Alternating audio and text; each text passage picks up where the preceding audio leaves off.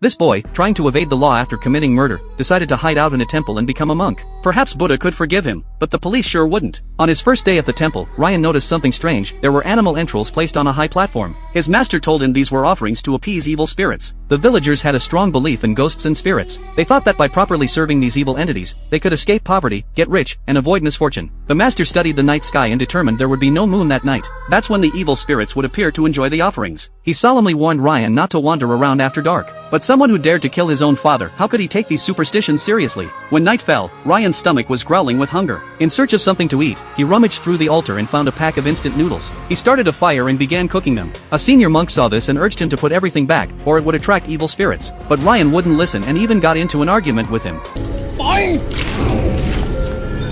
เราปล่อยแล้ว ปล่อยเลยวะ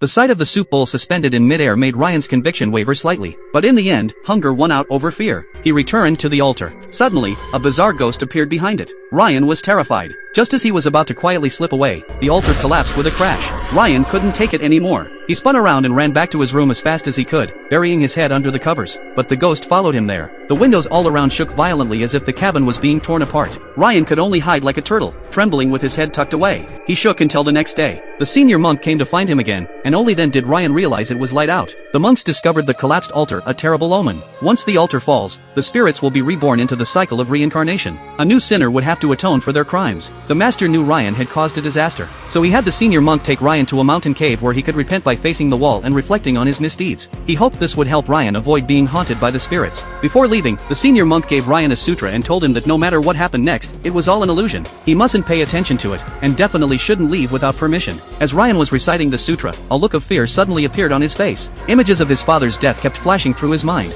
It turned out Ryan used to be a young thug. He often smashed cars and robbed people with his buddies, but he never imagined that one time, the car he smashed would be his father's. His dad was killed on the spot. To avoid legal responsibility, his mother sent him to the temple to become a monk. Who would have thought Ryan's bad habits would persist and he'd even anger the spirits? Ryan suddenly woke with a start. The candles around him went out one by one. In a panic, he forgot the senior monk's instructions again. He ran away with reckless abandon. As he entered deep into the forest, there seemed to be a person hiding in a bush nearby. Ryan picked up a rock, just like when he killed his father, and threw it hard into the bush. Before he could even feel any joy, a rock came flying out of nowhere and knocked him down. Then a second, a third. In no time, his body began to float and hang in the air. The skin on his hands began to rot.